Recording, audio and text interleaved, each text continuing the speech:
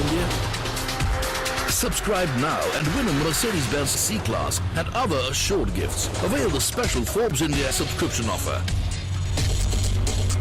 SMS Forbes to 51818. Offer valid till 1st March 2012.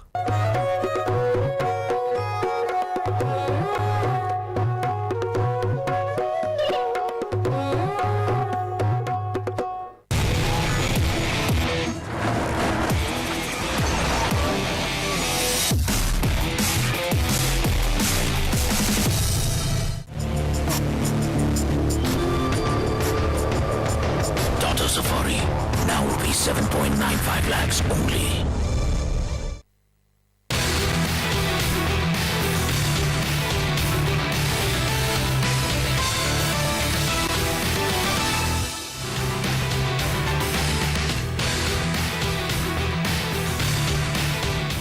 देश में बच्चों की शिक्षा का स्तर बदहाल है और इसी पर आज हम चर्चा कर रहे हैं। लेकिन मानव संसाधन मंत्री कपिल सिब्बल मानते हैं कि इसके लिए केंद्र सरकार कसूरवार नहीं है। प्रथम असल रिपोर्ट जारी करते वक्त उन्होंने कहा कि ऐसा कोई तरीका नहीं है जिससे सरकार या उसका एक मंत्री पूरे स्कूल सिस्टम पर नजर रख सके। ये सिर्फ स्थानीय स्तर पर ही हो सकता है। इनमें से कई चीजें राज्य सरकारों के नियंत्रण में होती है। इसीलिए अगर हमें क्वालिटी और नतीजों के मुद्दों को सुलझाना है तो राज्य सरकारों को शिक्षा के क्षेत्र में ज्यादा सक्रिय होना होगा। यहां हम ये साफ कर दें कि ये राज्य और केंद्र के बीच में कॉन्करेंट लिस्ट में है एजुकेशन, और एजुकेशन की जो चीजें ग्राउंड पे भी होती हैं, जो जिला अधिकारी भी करता है, वो केंद्र के दिए हुए एक फ्रेमवर्क के तहत होती है। लेकिन सरकार में कुछ और भी लोग हैं जो जानते हैं कि ये एक गंभीर समस्या है। महाराष्ट्र के मुख्यमंत्री पृथ्वीराज चौहान से हमने बात की। उनका कहना है कि बच्चों की पढ़ाई के मामले में संख्यात्मक सुधार तो हुआ है, इनरोलमेंट तो हमने किए हैं, लेकिन क्वालिटी में फर्क नहीं पड़ा है। सुनिए पृथ्वीराज चौहान क्या कहते हैं। हमने कुछ दिन हुए केंद्र सरकार की नीतियों के चलते, राज्य सरकार की नीतियों के चलते हमने संख्यात्मक विकास पे बहुत ध्यान दिया, क्वांटिटेटिव एक्सपेंशन पे बहुत ध्यान दिया, ताकि हर एक बच्चे को स्कूल उपलब्ध हो, स्कूल के लिए इमारत बने, हम वहाँ पे टीचर्स रखें। लेकिन जो गुणात्मक का जो विकास की बात है, जो दर्जा सुधारने की बात है, क्वालिटी इंप्रूवमेंट की बात है, उसकी तरफ शायद हमने इतना ध्यान नहीं दिया, जिसे अब ध्यान देने का समय आ गया है। एक तरफ क्वांटिटेटिव एक्सपेंशन तो अपनी जगह है, यूनिवर्सलाइजेशन ऑफ एजुकेशन हो गया है करीब करीब, और ड्रॉप आउट रेट कम करने के लिए भी हमने कई सारे उपाय हमने किए हैं। लेकिन अब गुणात्मक इंप्रूवमेंट जो है, सुधार है, उसके ऊपर हमें सभी को ध्यान देना पड़ेगा। उसमें चाहे टीचर्स एजुकेशन हो, टीचर्स के क्वालिफिकेशन अच्छे हों, और टीचर स्टूडेंट रेशियो को कम किया जाए।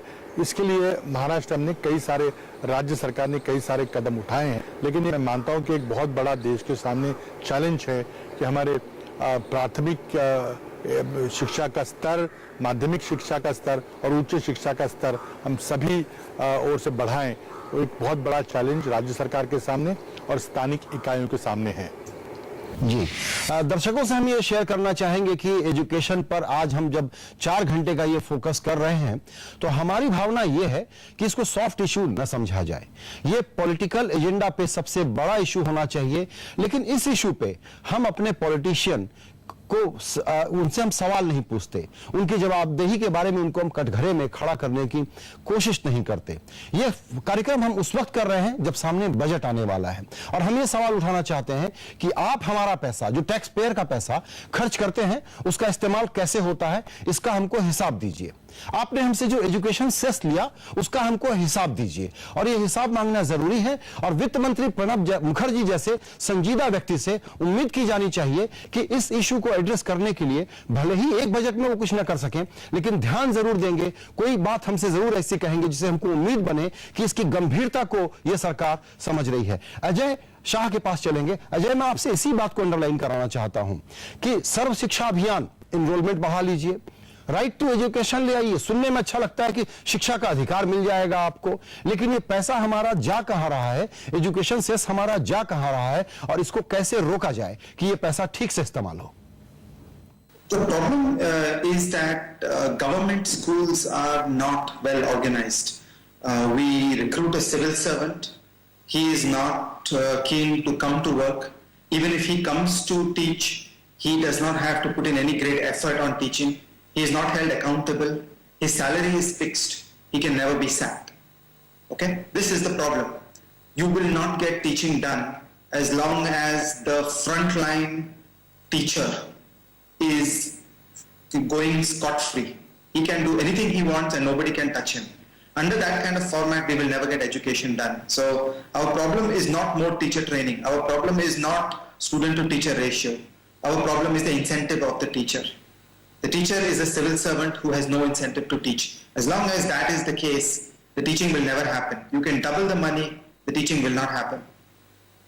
जी, यहाँ पर एक बहुत ही अहम मुद्दा अजय शाह ने उठाया है। वो कह रहे हैं कि यहाँ पर जिस तरह के सरकारी स्कूलों में टीचर्स आ रहे हैं, उनके पास कोई इंसेंटिव ही नहीं है पढ़ाने का। उनकी तनख्वाह दुगनी भी कर दी जाए तो भी वो पढ़ाने के लिए नहीं आएंगे, क्योंकि उनके पास कोई इंसेंटिव नहीं है। इसी मुद्दे पर हम थोड़ी और विस्तार से चर्चा करेंगे, लेकिन फिलहाल वक्त हो रहा है एक ब्रेक का। ब्रेक के बाद भी आप हमारे साथ बने रहिए, क्योंकि हम इस मुद्दे को विस्तार से समझने की कोशिश करेंगे कि कैसे टीचर्स को मोटिवेट किया जा सकता है, कैसे उन्हें इंसेंटिवाइज किया जा सकता है।